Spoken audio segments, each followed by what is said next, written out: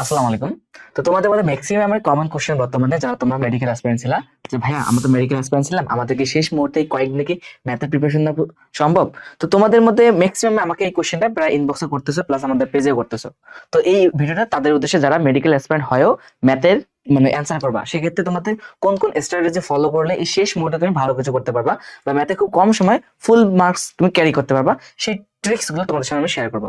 ঠিক আছে, তো দেখো আগে তোমাদের বলতেছি ভাই, ম্যাথ আহামরি তেমন কোনো কিছু না যে আমাদেরকে একাডেমিকের মতো টাইম দিয়ে পড়া লাগবে, এরকম কিন্তু না। আমাদের অ্যাডমিশন সিজনটা হচ্ছে যে খুব কম সময় তুমি একটা পারফেক্ট প্রিপারেশন নাও, জাস্ট যতটুকু পরীক্ষা দরকার ততটুকু।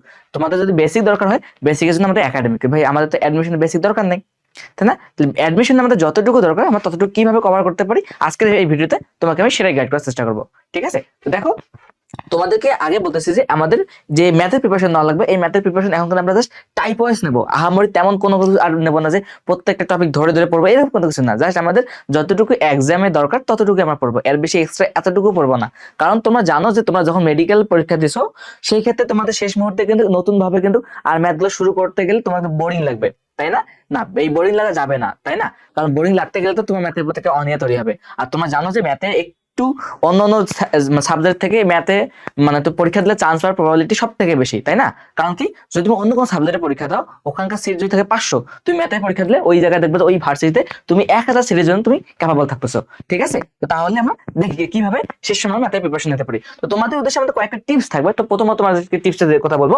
দেখো, তুমি শেষ সময় কি করতে পারো। দেখো, এই মুহূর্তে আমাদের কিন্তু আর ধরে ধরে বই পড়া উচিত হবে না, কারণ আমাদের টাইমটা নেই। আর মাত্র তোমাদের হাতে টাইম 10 থেকে 15 দিন আছে সর্বোচ্চ টাইম। ঢাবির কথা বললে আর তোমাদের টাইম আছে হাতে মানে 7 থেকে 8 দিন। তো 7 থেকে 8 দিন কিভাবে তুমি প্রিপারেশন নিতে পারো? দেখো, আমাদের এখন আর ধরে ধরে ক্লাস করা সম্ভব না। জাস্ট আমাদের একটা কম্প্যাক্ট এবং শর্ট ক্লাস দরকার, যেখানে একটা ক্লাসের মধ্যে কয়েকটা চ্যাপ্টার কভার হবে। সেই ক্লাসের মধ্যে কি কি থাকবে? অবশ্যই সেই ক্লাসের মধ্যে আমাদের মানে কনসেপ্ট যতটুকু দরকার পরীক্ষা হলে ততটুকু আমরা যদি অ্যাপ্লাই করতে পারি, এরকম কোনো কিছু একটা কনসেপ্ট যুক্ত ক্লাস লাগবে। সেটা থেকে বলতে শর্ট ক্লাস, এবং সেই ক্লাসটা আমাদের কম্প্যাক্ট হতে হবে। অর্থাৎ যতগুলো টাইপের কোশ্চেন আসতে পারে তোমাদের ভার্সিটিতে, সবগুলো যাতে কভার হয়ে যায়, তো এরকম কোনো একটা ক্লাস লাগবে। ওকে, দেন কি বলতে লাগবে? তো কোশ্চেন ব্যাংক। এই কোশ্চেন ব্যাংকটা বিষয়টা আছে তোমাদের কাছে বলতে পারো একটা বাইবেল বলতে পারো। ঠিক আছে, যে এখান থেকে কোশ্চেন আসবেই আসবে, এটা আমরা 100-100 মাথা রাখো। যেখান থেকে কোশ্চেন আসবেই, সে কতটুকু আসবে অবশ্যই দেখবা যে এখান থেকে তোমার কোশ্চেন আসতেছে 60 থেকে 70% কমন পাবো হুবাহু যারা এই কোশ্চেন ব্যাংকটা পড়বে। ঠিক আছে, তো তোমরা যারা শেষ মুহূর্তে বর্তমানে মেডিকেল অ্যাসপিরেন্ট হয়ে এখন ঢাবি নিছো, আবার তারপর এগ্রি আছে, তারপর বিভিন্ন ইউনিভার্সিটি আছে, তুমি কি করবা? যেটা পরীক্ষার সামনে তাকে ফোকাস করে ওই ভার্সিটির যে একটা স্পেসিফিক ভাবে যে কোশ্চেন ব্যাংক দেওয়া থাকে সেটা একটু ঝালাফালা করে ফেলবা, একদম A to Z পড়বা। ঠিক আছে, কোশ্চেন ব্যাংকটা ভালোভাবে প্র্যাকটিস করবা। তাহলে দেখবা যে তোমার ম্যাথের প্রিপারেশনে যে কনফিডেন্সটা অবশ্যই বুস্ট আপ হয়ে যাচ্ছে। ঠিক আছে, তো তোমার প্রথম কাজ কি বলতো? একটা কম্প্যাক্ট এবং শর্ট ক্লাস থাকা লাগবে। 2 নম্বর কি, কোশ্চেন ব্যাংকটা একটু ভালোভাবে বেশি বেশি প্র্যাকটিস করা লাগবে। এরপর যে 3 নম্বর যে পয়েন্টটা তোমাদের জন্য খুবই ইম্পর্টেন্ট, এই 3 নম্বর পয়েন্টটা কি বলছো বলতো? তোমাদের যে উইক পয়েন্ট কিরকম? যখন তুমি ক্লাসটা করলা, মনে করো প্রথমে তোমার ক্লাস শেষ, প্র্যাকটিস করলা, দেখো তো ক্লাস এবং প্র্যাকটিসের অর্থাৎ কোশ্চেন ব্যাংক তো পড়ার সময় তো তুমি বুঝতে পারতো যে আমাদের কোন কোন টপিকটা তোমার বেশি প্রবলেম। যখন তোমার ওই টপিকটা বেশি প্রবলেম হচ্ছে, মনে করছো এই টপিক থেকে বেশি বেশি কোশ্চেন গুলো আসতেছে বাট আমি পারতেছি না, তোমার কাজ হবে কি, ওই টপিকটা একটু বইয়ের মধ্যে যাবা, বইটা দেখবে যে ওই টপিকের বইয়ের কনসেপ্টটা কি দোষ একটু দেখার চেষ্টা করি। প্লাস সাথে তুমি কাজ করতে পারো আমাদের যে ক্লাসগুলো আছে ইউটিউবে, ওই ইউটিউবে যে কোনো একটা ক্লাস তুমি দেখতে পারো ওই টপিক, শর্ট টপিকের উপর। তুমি আবার পুরো চ্যাপ্টারটা দেখতে যাইও না, যে টপিকটা তোমার প্রবলেম তুমি সেটা দেখে যাও।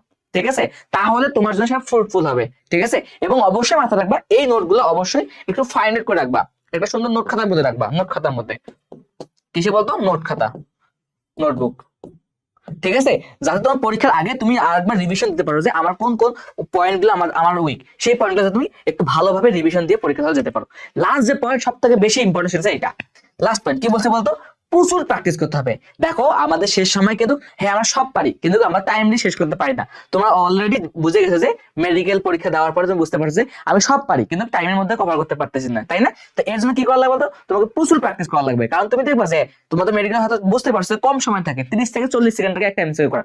সেখানকার ম্যাথ থিওরি হলে মানতাম, ম্যাথে তো সম্ভব না। তো ম্যাথের জন্য কি করা লাগবে বলতো? প্রচুর প্র্যাকটিস করা লাগবে, যাতে তুমি কোশ্চেন দেখলে তোমার মাথার মধ্যে চলে আসে না এই কোশ্চেন আমি পারি। ঠিক আছে, ভাইয়া বলতে পারো যে ভাইয়া আপনি তো বলছেন প্রচুর প্র্যাকটিস, টাইমটা পাবো কি?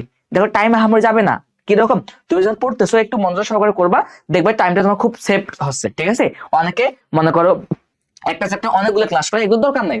একটা ক্লাসে শর্ট ক্লাস যতটুকু দরকার অতটুকু করবা, ক্লাসটা করার পর সাথে তুমি তোমার উইকগুলো নোট ডাউন করবা, করার পর দেন তুমি যেগুলো প্র্যাকটিস করছে একবার চোখের পলকে, তো তোমার মনে হচ্ছে না যে দেখো তো আমি যে কোশ্চেন গুলো একবার দেখলাম তার মধ্যে মনে করছে 100%-এর মধ্যে আমি 100%-এর মধ্যে দেখলাম যে তুমি 50% বা 60% চোখের পলকে পারো, একদম পারো, একদম ইজি। এগুলোকে প্র্যাকটিস করার দরকার আছে না, এগুলো কি করবা, এগুলো ওই অবস্থা রাখবা। জাস্ট যেগুলো একটু হার্ড মনে হবে তোমার কাছে, একটু হার্ড, একটু একটু হার্ড তোমার কাছে যেগুলো মনে হবে, এগুলো একটু বেশি বেশি নোট ডাউন করে ওগুলো বেশি বেশি প্র্যাকটিস করবা, দেখবা যে তোমার আর কোনো প্রবলেম হচ্ছে না, তখন তুমি ইজিলি তোমার প্রিপারেশনটাকে একদম পারফেক্টলি তুমি নিতে পারবা। ঠিক আছে। আর একটা রেড কালার দিয়ে রাখছে কি বলতো আমাদের, সময় ধরে ধরে, কি বললাম বলতো, সময় ধরে ধরে তোমাকে প্র্যাকটিস করতে হবে। ঠিক আছে। তো যদি তুমি সময় ধরে ধরে প্র্যাকটিস করো তখন দেখবা যে তোমার পরীক্ষা হচ্ছে টাইম ম্যানেজমেন্ট, এটা তোমার জন্য যথেষ্ট হেল্পফুল হয়ে যাচ্ছে। ঠিক আছে। কিভাবে আছে, কারণ তুমি সময়ের মধ্যে মনে করো বাসাতে 50টা এমসিকিউ পরীক্ষা দেবা, তো টাইম ধরে দেয় 50টা এমসিকিউ 30 মিনিটে শেষ করবো, যেমন কয়টা পারি, কয়টা একুরেটলি অ্যান্সার করতে পারি। তো তুমি যখন এভাবে বাসার মধ্যে প্র্যাকটিস করে করে পড়বা, তখন দেখবা যে পরীক্ষা হলে যে প্রেশার বা পরীক্ষা হলে যে চাপটা থাকে সেটা তুমি অটোমেটিক্যাল তুমি সেটার সাথে নিজেকে কোপ করতে পারবা।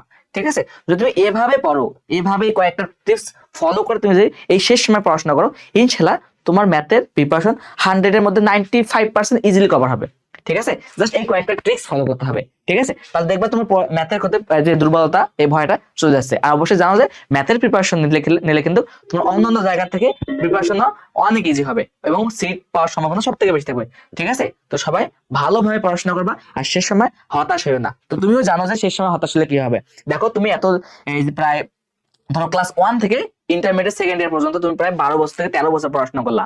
দেখো এই পড়াশোনা কেউ তোমাকে জাজ করবে যে পড়াশোনা, যে তুমি কত রাত জাগছো বা কত পড়াশোনা করছো, কত কিছু করছো, এগুলো তোমাকে কেউ জাজ করবে না। তোমাকে জাজ করবে কি দিয়ে বলতো, তোমার রেজাল্টের মাধ্যমে। তোমার রেজাল্ট যদি ভালো হয় তখন সবাই তোমাকে ভালো বলবে এবং বাহবা দেবে, অনেক কিছু কংগ্রেচুলেশন তুমি পাবা। কিন্তু যখন তুমি ভালো কিছু করতে পারবে না, তখন তোমার এই যে কষ্ট, এই সবকিছু কিন্তু তোমার বিফলে যাবে। তো শেষ মুহূর্তে নিজের ইচ্ছাকে তুমি দমায় রাখিও না, নিজেকে তুমি ছোট ভাবিও না, নিজেকে হীনমন্যতায় নিজেকে ভুগিও না, হতাশায় পড়িও না। দেখবা যে নয়তো তুমি শেষ মুহূর্তে হেরে যাবা। ঠিক আছে। তো শেষ মুহূর্তে হারলে চলবে না। ঠিক আছে। তো মাথায় মনে রাখবা যে হিস্টোরি কাকে মনে রাখে বলতো, যারা শেষ মুহূর্তে গেইন করতে পারে তাদেরকে মনে রাখে। তো শেষ মুহূর্তে হাল ছেড়ো না, সৎ পথে লেগে থাকো, ইনশাল্লাহ তুমি পারবা, তুমি তোমার কংক্রিট লক্ষ্যে পৌঁছতে পারবা। তো সবার জন্য অনেক অনেক শুভকামনা, সব ভালো থাকবো। আল্লাহ হাফেজ, আসসালামু আলাইকুম।